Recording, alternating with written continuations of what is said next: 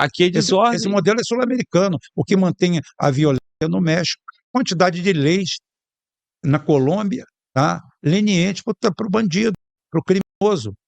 Tá? O cara chega aqui e pega o que eles usam, eles pegam o Código Processual Penal e o sistema. Por exemplo, aqui o pessoal diz que a audiência de custódia é uma grande conquista, se você for entrar no negócio. A audiência de custódia é uma excrescência no Brasil. No Brasil, uma excrescência.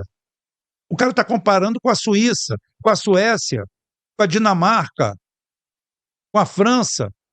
Aí o cara pega aqueles modelos de lá, aqui onde o cara anda de fuzil na mão, em galera, em gangue, no meio da bandidagem toda.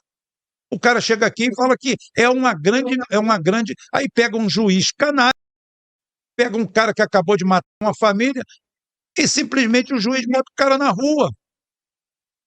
O juiz da audiência de custódia botou os 4 moleques que mataram o secretário de Mendonça da Argentina aqui na subida do Cristo Redentor na rua. A polícia, inclusive, merece parabéns. Em menos de 8 horas prendeu os malandros. O juiz botou todo mundo na rua, bicho. Com antecedente. Para isso que serve a audiência de custódia? Para um marajazinho, um marajá que ganha acima do teto, ele mesmo, na ilegalidade, pegar o vagabundo, o bandido, o homicida e colocar na rua. Perguntar para o homicida, para o traficante, se o policial tratou ele bem. Tratou tão bem que ele está aí. Tropeçar no meio do caminho, perder 4 dentes, 5, tropeça, caiu, acidente, estava correndo da polícia. Pronto. Aí é o seguinte, você vai relativizar isso. O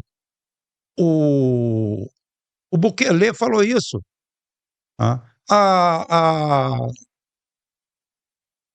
Todas as organizações de direitos humanos, Human Rights Citizen, tudo isso aí, todas elas mandam para você um pacotinho bonitinho do que deve ser feito, isso, aquilo. Só que ninguém pergunta quais são as características de como você tem que combater a violência no seu país. Como é aquilo ali, a sua realidade. Quem tem que fazer esse pacote somos nós, não é gente de fora, não. Absurdo, absurdo, absurdo. Aqui a gente precisa de um choque de ordem imediatamente. Ô, Rubão, quando tu fala em choque de ordem, cara, vamos lá. A ordem aqui, além dessa que tu citou, o judiciário, tu citou o Oruan, aí tem MC Pose, tem vários outros, tá? Vamos pegar esses 2 nomes, que são os nomes mais conhecidos no Brasil. O camarada faz show num dia, dentro de uma comunidade, dentro de uma favela, fazendo exaltação à facção criminosa. Isso. Ali dentro tem armamento, tem droga, tem tudo, certo? Tem homicidas ali, tem tudo. O cara tá ali. No outro dia, ele faz um show para uma prefeitura com dinheiro público.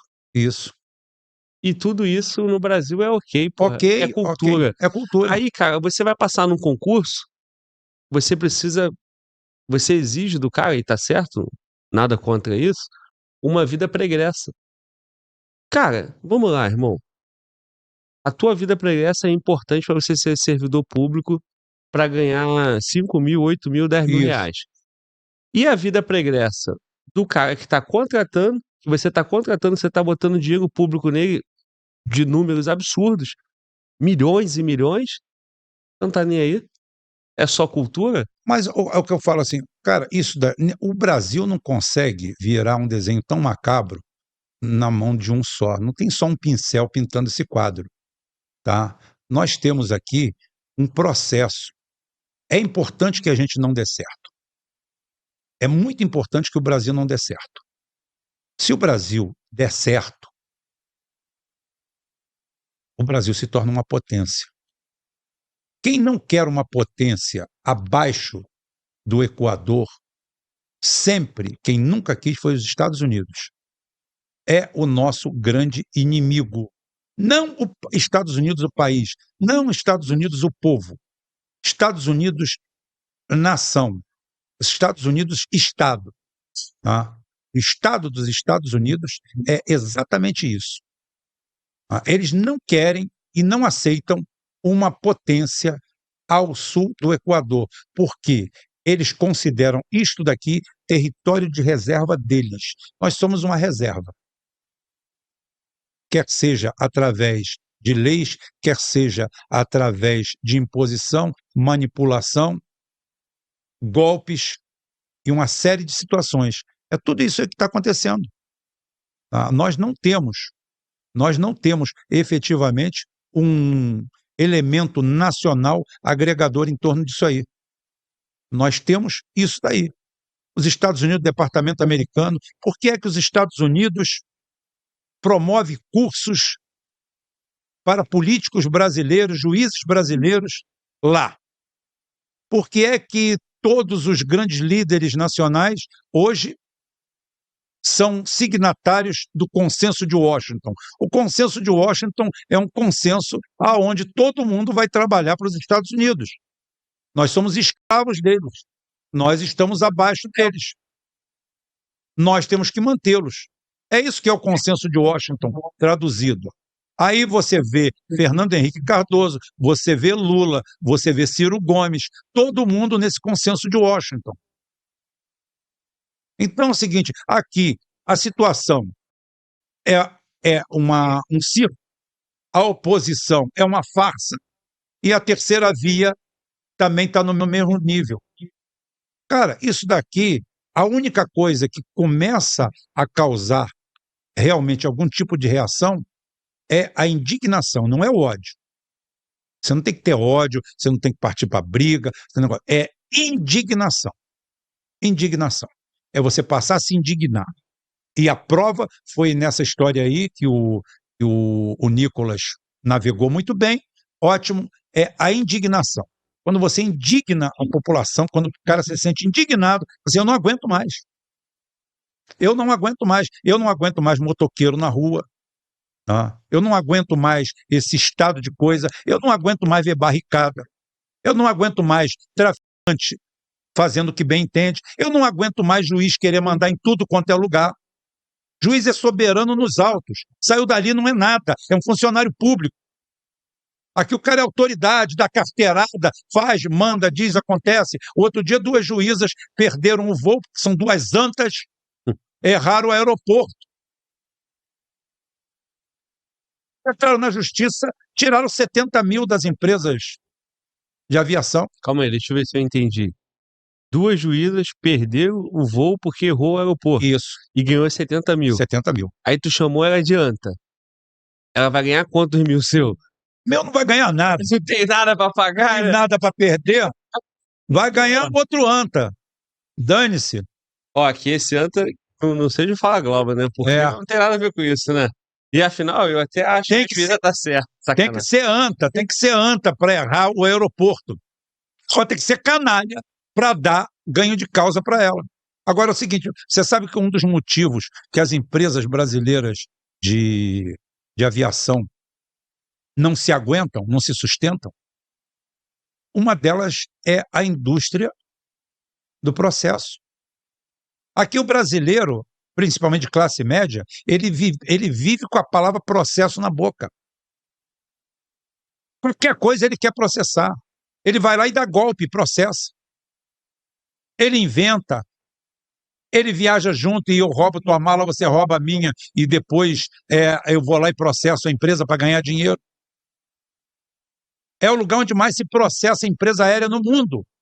O cara processa porque atrasou o voo, processa porque adiantou, processa de tudo quanto é jeito. Aí depois de alguns anos a empresa não aguenta, quebra. Pô, mas as empresas são ruins demais. Calma aí, cara. Olha só. Os caras cancelam o teu voo, te joga pro dia seguinte, aí você comprou um voo para um compromisso que tu perde, cancelou o voo por quê? Esse é justo. Tem um monte de coisa que acontece aí, cara. E eu que viajo muito aí, a estrutura aeroportuária brasileira foi privatizada, todinha. Depois que privatizou, virou uma zona. Porque o único interesse que existe em uma empresa privada é ganhar dinheiro. A estrutura aeroportuária brasileira virou uma zona. Nós fizemos concessões, que foi no governo do PT, então não é privatização. Eles inventaram um novo nome, que é concessão. Eles privatizam igual os outros, só que chamam de concessão. Então é o seguinte, é o que eu falei, tem estruturas que têm que pertencer ao Estado, porque é para o bem comum. Transporte é uma delas, pelo menos a gestão do processo. Aqui você pega, é aquele negócio, gestão de aeroporto. Ó, o Salgado Filho, o aeroporto Salgado Filho, a gestão era privada. Inundou, passou a ser pública de novo. Inundou, perderam 500 carros lá no estacionamento, caramba, no mesmo dia voltou a ser do Estado. A empresa, eu não quero saber disso não, só estou aqui para ganhar. Eu vou perder? Que negócio é esse? É assim que funciona aqui. Rubão, aí tu quer dar esperança pros outros, falando isso aí, o cara muda de árvore, tu vai criticar o cara, aí só tá Não falando, estou criticando. só tem merda, só tem notícia ruim, Rubão, manda notícia boa aí, dá esperança. Calma, olha só, hoje, por exemplo, agora de novo, né? Não me fui, não. Hoje eu vim aqui só pra te pegar. Não, então é o seguinte, ó, hoje, por exemplo, eu tive um prazer muito grande. Eu vi um corte do professor Roque. O professor Roque é o pior analista geopolítico que existe no país. Pô, calma aí, cara. Disparado. Da primeira vez que você veio aqui, tu falou do Sacani, cara. Me deixou na saia justa. Agora tu vai falar do Roque. O Sacani, eu tô esperando do Sacani, tô esperando tudo, tô esperando o processo, tô esperando qualquer coisa, tô esperando justificativo, até hoje eu não tive nada, mas eu falei com o Júnior, falei que o Sacani eu deixei para lá. Não, deixa o Sacani para lá. Aí hoje tu resolveu falar do Roque. Não, eu tô falando da verdade, foi por acaso o Roque. O Roque é o pior analista geopolítico brasileiro, porque ele não faz análise geopolítica. Aquilo não é análise geopolítica. Aquilo ali é um cara engomado, bonitinho, todo lustrado, polidinho, falando uma propaganda. Até porque ele, nos últimos 3 anos, ele não acertou uma. Mas nenhuma. Nem passou perto. Mas eu tive uma felicidade muito grande. Porque eu vi o corte dele e quando eu vejo qualquer coisa, a primeira coisa que eu vou é para os comentários. E eu, há 2 anos atrás, eu via o pessoal chamando ele de gênio, de Deus. Hoje eu li 200 comentários e dos 200, 198 foram metendo pau nele. Qual era o vídeo? Um vídeo que ele falando lá falando o que ele sempre fala, da Rússia, da China, tá enaltecendo porque vão fazer isso, vão fazer aquilo, e os caras descendo o pau nele. Isso eu não via. O pessoal está começando a ter senso crítico. O pessoal está começando a deixar de ser enganado. O pessoal está partindo para o autoconhecimento, escutando o que você fala, escutando o que eu falo, escutando os outros, só pesando e vendo. Isso aqui faz sentido, isso aqui faz sentido, isso aqui eu não concordo, mas faz sentido. Tá? Isso aqui faz sentido, mas eu não concordo. Ótimo. O cara está começando a usar ele mesmo como referência, parando de escutar gente que faz panfletagem ao invés de análise. A análise é o seguinte, ela tem que... Rubem, você é a favor da Rússia quando você faz as análises. Bem, eu posso ser até a favor da Rússia, mas tudo que eu falo está respaldado em cima de números. Então, como eu tenho os números, como eu tenho tudo, todas as estatísticas, tudo bem. Agora o outro vem aqui, não tem número, não tem estatística, e chega a ver, não, o que está acontecendo é isso. Antes o cara tinha um respaldo. Hoje o cara, quando começa a fazer isso aí, ele está começando a ser ridicularizado. Falar assim, pô, bicho, o que você está falando aí? Da onde você tirou isso? Você está sonhando? Você está navegando? Da onde você tirou esse número? Você tira da onde? Porra, o cara que tem coragem de fazer um vídeo explicando como é a casa, a mansão secreta do Putin, eu vou respeitar um cara desse? Se a mansão é secreta, é ele que sabe onde é. Calma aí. A mansão, o Roque, eu vou dizer aqui como é que a mansão... Eu não sei que vídeo é esse, aí eu vou rir. Aí bem. Daqui a pouco vão falar que eu tô te respeitando, porque eu tô rindo com respeito. Tá? Você tá rindo? Eu tô rindo porque tu é engraçado, cara. Agora. A verdade é engraçada, tá vendo? A verdade é engraçada. O cara falou assim, fez um vídeo falando assim, a mansão secreta do Putin fica lá perto do Mar Negro, aí tem tantos... Ele sabe quantos quartos tem. Ele sabe quantas são as suítes, o tamanho das suítes, e é secreto, hein? Imagina, que nível de conhecimento. Que nível de viagem. Pô, então o cara é bom, porque o cara tem uma informação que é secreta e só ele tem. Exatamente, exatamente. É verdade. Fruto da mente. Frutos da mente. Então é o seguinte, o nome disso aí é panfletagem. Panfletagem, que é o que ele faz. Panfletagem. Tudo. Pega de 24, vou pegar só a guerra da Ucrânia, pega de 24 de fevereiro até hoje, pega todos os vídeos dele e vê onde ele acerta um prognóstico, mas nenhum, de cima e embaixo, nenhum. Mas não acerta nada. Tudo furado. Tudo panfletagem. É lamentável fazer o quê? Não, isso eu te entendo. Assim, eu entendo o seguinte, cara. É igual técnico de futebol. Teu time começa a perder e você tira o técnico. Não, deixa eu concluir. Porque é o seguinte, cara. O cara que escuta o Rubem, em algum momento ele vai falar assim: não, o Rubem tá errando, vou deixar de assistir o Rubem e vou assistir o fulano de tal. Agora, o Rock faz o conteúdo dele, tem audiência, pessoas gostam. Se ele passar a errar e as pessoas começarem a desagradar do conteúdo, vai assistir outro canal, vai assistir outro analista, vai assistir o Rubem, vai assistir o Fala Globo Podcast, Fala Globo Podcast ficou ruim, o cara assiste o outro canal. Agora, o cara analisa com base no horizonte dele, tá vendo. Ele analisa no caso. E a audiência vai decidir se gosta ou não gosta. A análise dele é baseada em cima que ele é sionista, tá? Pró-Israel, pró-Estados Unidos, e ele faz aquilo ali uma coisa de torcida organizada. Ele não faz aquilo ali de efetivamente negócio. Ele é um panfletário, ele está ali panfletando. Ele não tem análise. Mas e o cara que fala que tu faz isso também? Não, mas não. Ó, tô advogando pro Rock não, tá? Não, mas tô olha só balanceando aqui. Mas eu estou falando que é o seguinte, as minhas análises são respaldadas. Eu faço ela hoje e o cara vai ver o desempenho durante a semana. O cara chegou para mim, e falou assim, os Estados Unidos, a Ucrânia foi fazer uma ofensiva, a ofensiva da negócio. Aí eu abro meu canal e falo assim, a ofensiva não vai dar em nada. Sabe por quê? Porque tem condições de você fazer uma ofensiva contra uma potência, contra a Rússia, sem ter o domínio da força aérea ou do espaço aéreo, mesmo que restrito. Tá? Então, você está fadado ao sucesso, porque uma coisa é destruição, outra coisa é conquista. A força aérea não conquista, mas destrói. Tá? Então é o seguinte, você tem a capacidade de destruir. A conquista vem por terra, ela fecha em terra. Então é o seguinte, não há a mínima chance dessa ofensiva dar certo. Isso é uma análise. Aí, 2, 3 meses depois, 150 mil ucranianos mortos, não avançaram 1 metro, não fizeram nada, se arrebentaram todos. Aí é o seguinte, eles ganharam porque eu estava torcendo? Eu falei antes o que ia acontecer.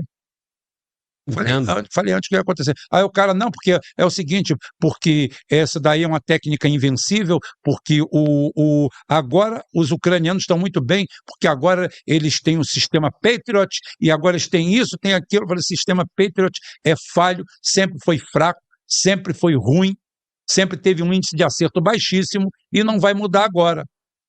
Aí é o seguinte, a torcida assim, aí o índice, aí quando bota no campo, o Patriot é fraco, tá? É falho, não fez mudança nenhuma e simplesmente serviu para ser explodido pela força aérea russa e pelos mísseis russos. O que deu? O que eu falei. Por quê? Porque eu analisei. Analisei o que era. Era bom? Não, era ruim. Aí é o seguinte, vamos botar F-16 lá para ser abatido, para ser derrubado, para cair. Agora vai mudar, porque com os F-16 não vai acontecer nada. Não vai acontecer nada, porque o cenário é caótico. O cenário é desestruturado, não tem condições. Estão usando, porque a tentativa, nenhum grande analista europeu, de verdade, ou estrategista, achava que a Ucrânia ia ganhar guerra alguma. O negócio era levar a Rússia para a bancarrota, para ver se ela explodia nesse meio período, se ela implodia.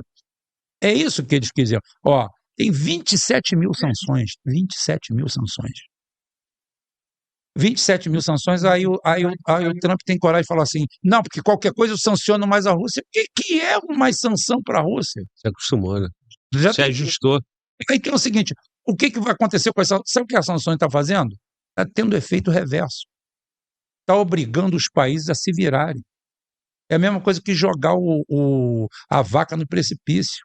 Não tem mais vaca para tomar conta de você, você não tem mais como explorar a vaca, você vai ter que arrumar outro jeito de viver. E, de repente, você arruma outro jeito muito melhor, porque você estava escondido, escorado atrás da vaca. Né? Então é o seguinte, isso daí é análise.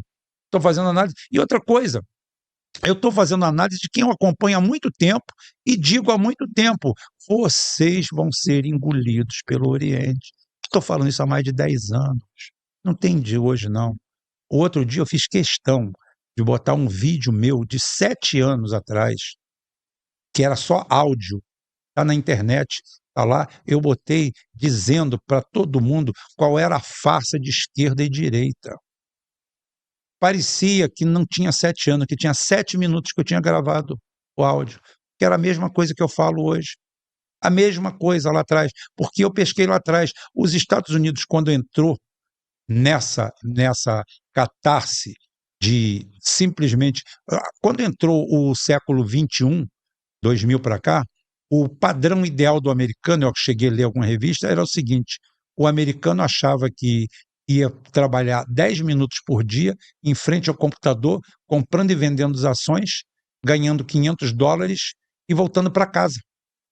Porque já tinha chinês, vietnamita, indonésio, filipino, coreano trabalhando para eles. Ninguém vai trabalhar. Só que tem uma coisa, cara, esses caras trabalharam e dominaram. Aí sim, aí vem uma analogia àquela frase de Marx, é o seguinte, de dominar o meio de produção. Não da forma que o Marx falou, não da forma que os marxistas falaram, mas no final das contas, uma coisa ele estava certo. Você começa a dominar o mundo de verdade, e essa queda de 17% em 8 horas da amostra disso, tá? Aonde você vê que quando você domina os meios de produção, quando você tem o palpável, o copo, a lata, o microfone, alguma coisa, é diferente do que ter a ideia. A ideia é legal, é bacana, tá? A internet é boa, a rede é boa, mas, meu amigo, você precisa de água para beber, precisa de comida para comer, você precisa de bens para viver, e é isso daí que conta, e é onde o chinês aplica. E eu estou vendo isso lá de trás, as pessoas não estão vendo, as pessoas vivem de modismo. É o modismo disso, é o modismo daquilo, é o modismo de outro. É igual a mesma história da ecologia. Se você reparar de 80 para cá, de 90 para cá, sempre aparecem na mídia técnicos, biólogos, cientistas dizendo que é o seguinte, em 10 anos todas as cidades litorâneas vão ser inundadas. Em 2010 a Amazônia vai virar um deserto, tem mais árvore hoje do que tinha. Tá?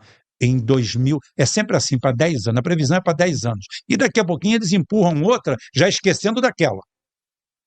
Toda hora tem uma historinha nova nessa história de ecologia. Quando o ser humano, via de regra, ele tem até melhorou muito a consciência. O Brasil não pode nem falar. Então, mas é análise errada ou é mal intencionado? Mal intencionado. Mal intencionado. Totalmente dirigida. Totalmente dirigida. Aí o cara chega e fala assim, daqui a 10 anos os oceanos vão se elevar tantos metros, vai inundar todas a costeira está aí passando, a praia de Copacabana está no mesmo lugar, de Ipanema está no mesmo lugar, a de Atafona continua derrubando prédio que já derruba há 40 anos, tá? Porque é ruim aquela área ali, e pronto, e continua tudo mais ou menos do mesmo jeito. Há o aquecimento global, que é mentira. O resultado da pesquisa depende de quem paga a pesquisa. Exatamente. E para que ela é feita? E para É. que ela é feita? Qual a intenção? Aí é o seguinte, a gente está sempre correndo atrás de uma cenoura amarrada no lombo do burro. O burro está correndo e, como está amarrada nele, ele nunca alcança. Aí daqui a pouquinho os caras vêm com a nova... Isso começou na década de 80 com camada de ozônio. Lembra? Nós íamos morrer tudo torrado com câncer de pele. Porque a camada de ozônio estava acabando. Na realidade, naquela época, o que estava acabando era a patente da DuPont em cima dos fluorocarbono, monofluoroclorometano, diclorofluorometano e todos os refrigerantes, os famosos Freon. Aí aquilo ali é que estava fazendo um buraco na camada de ozônio. Aí eles patentearam um novo refrigerante, os RF. Aí mudou tudo, está tudo bem. Aí o buraco de ozônio já não é mais problema. Aí depois descobriram que o buraco de ozônio é uma farsa, que não existe buraco de ozônio, que não existe camada de ozônio. Ah, não existe camada de ozônio? Não. Segundo cientistas aclamados, existem intervalos de ozônio, não camada. Não existe uma camada protetora de ozônio em torno da Terra. Existem estratos de uma nuvem de ozônio aqui, ali e acolá. E a gente continua tranquilo, tá? Indo na praia, passando protetor solar, tomando, mas a gente ia morrer, todo mundo de câncer de pele. Aí daqui a pouquinho os oceanos iam subir 20 metros. Aí depois, em 2010, a Amazônia ia virar um deserto. Aí agora tem o aquecimento global, que de aquecimento eu não estou vendo nada. Ah, fez calor hoje? Ixi, há 20 anos atrás fazia muito mais. O verão era um calor, um maçarico de ponta a ponta. Fez calor hoje? Fez, é época de fazer calor mesmo. É normal. Ah, em alguns lugares, lá o Wellington mesmo, tá lá em Estocolmo, lá, ele falou, pô, cara, tem uns 5 ou 6 dias que eu não vejo o sol. Cara, só aquela nuvem baixa e neve, neve, neve, neve, neve. Tá? Ou seja, já estão mudando a mesma coisa. Foi com vacina, foi com isso, foi com aquilo. Toda hora eles estão colocando pseudocientistas, influenciadores, gente fazendo esse trabalho, e ai de você de levantar a boca e falar contra. Tá? Tá, mas existe a dualidade. Tem os 2 lados e tem narrativa para os 2 lados. Aí o cara que tá na outra ponta vai dizer idem, né, que é propaganda da mesma forma e tal. Que propaganda, quem é que gasta dinheiro para dizer que não há aquecimento global? Não tem ninguém. É só tudo marginal. Não, em relação a isso eu concordo. É, Tô dizendo marginal. as análises, Não, mas as análises. o que o cara tá vendo para o futuro, Não, mas entendeu? olha só, o que está vendo para o futuro, o que ocorre? As análises são feitas em cima dessas narrativas oficiais. Aí o que acontece? Tem muita gente que acha que o melhor de tudo, ou até acredita mesmo, que é tão massificado, o cara. Teve uma época que você saía na rua, você saía, via um acidente, via 3 mortos ali, o caramba, fala assim, aí viu uma equipe da Globo, fala assim, quando chegar em casa, eu vou ver a cobertura. Por que não aparece cobertura em casa? Você não desconfia da Globo, não, você desconfia de você. Fala assim, será que eu vi aquilo direito mesmo? A Globo não passou? Tinha um carro lá da Globo, não passou? Então não deve ter morrido ninguém, não. Eu vi que tinha 3 motos lá, mas de repente é eu que estou errado. De repente é a verdade que falhou. Porque a versão vale mais do que o fato. Porque eles manipularam de tal forma. Isso não é teoria da conspiração, não. Isso é a verdade. Isso é a verdade. Aí o cara começa a fazer. É igual essa história de fake news, de fact-checker, dessa história toda. Os caras faziam a fact-check. Mentira! Mentira, os caras não faziam fact-checker. Os caras não faziam checagem de fatos. Os caras simplesmente pegavam aquilo ali e usavam como bandeira ideológica para perseguir o outro lado. Os caras chegavam no Facebook, trabalhavam como fact-checker, né? Não era nada disso. Era para tolir o seu direito de se expressar. Toda hora. Agora, tu não tem uma esperança aí que virou, né, essa fase aí? O próprio pronunciamento do Trump dá sinais O Trump, que da parte dele falou, acabou essa aí. Olha, o Trump, e o detalhe, o Trump tem muita chance de ter sucesso nisso, porque a narrativa sempre esteve em direção contrária à opinião popular. Quando você, mesmo nesses lugares assim mais moderninhos, quando você vai para o seio do povo, o povo está indignado com aquilo. Então, quer dizer, a narrativa vai ao encontro exatamente com a verdade, com o que o povo acha e pensa. O cara chega e fala, o cara faz essa bandeira, essa historinha toda, essa pauta de minoria, defesa de criminoso. Aí você chega lá, você às vezes vê um vídeo aonde tecnicamente, do ponto de vista técnico, vamos dizer, um policial se excedeu, e você vê que a matéria é descendo o pau no policial. Aí você vai nos comentários, de cada 100 comentários, 101 é batendo palmo para o que o policial fez. Isso é exatamente o que é a narrativa e a opinião do povo. Então o Trump tem uma chance muito grande dessas medidas darem certo, porque a narrativa oficial nunca conseguiu suprimir a vontade do povo, que sempre foi de que indignação muito grande com esse tratamento dado a essas minorias. Já falei e volto a repetir, eu não estou dizendo que a gente tem que perseguir minorias. Minoria tem que ser respeitada como cidadão, não como força de expressão. Cidadão. Ele é um cidadão, ele merece ser tratado como cidadão. É aí que tem que acontecer. Você é cidadão, você vai ser tratado como cidadão. Agora, você é minoria, você tem que se curvar à maioria. Quando faz eleição, não ganha quem tem menos voto, ganha quem tem mais voto. Se é ganhar para mais voto, é você se curvar ao interesse e à escolha da maioria. Então, se a maioria não quer alguma coisa, hoje, por exemplo, vamos fazer um plebiscito, vou propor um plebiscito para a diminuição da idade penal.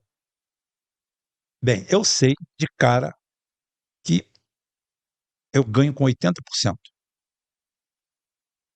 Aí sabe o que vai acontecer dos caras que dizem que defendem a democracia? Eles vão entrar no STF, vão procurar o Ministério Público Federal e vão dizer que o povo não tem maturidade para votar sobre isso. Quem tem maturidade é uma coisa do PSOL. É ele que tem que decidir o que é, o que não é. Mas o povo tem maturidade para colocar eles no poder. Exatamente, tem. Mas aí é o seguinte, o povo, só botar, eu sempre, cara, eu sou a favor do plebiscito, eu sou amigo número 1 do plebiscito. Vamos mandar o povo escolher. Vamos embora. Mas o povo vai ser influenciado pela mídia, pela comunicação. Pode tentar influenciar, não tem problema não. Pode tentar, com influência do povo e tudo. Vamos botar aí, bota aí.